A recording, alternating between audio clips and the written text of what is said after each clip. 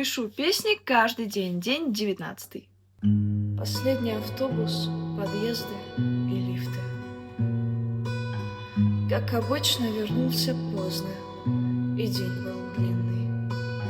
Хотел все успеть, но оказалось мимо.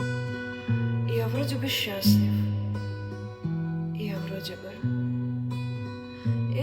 бы жив.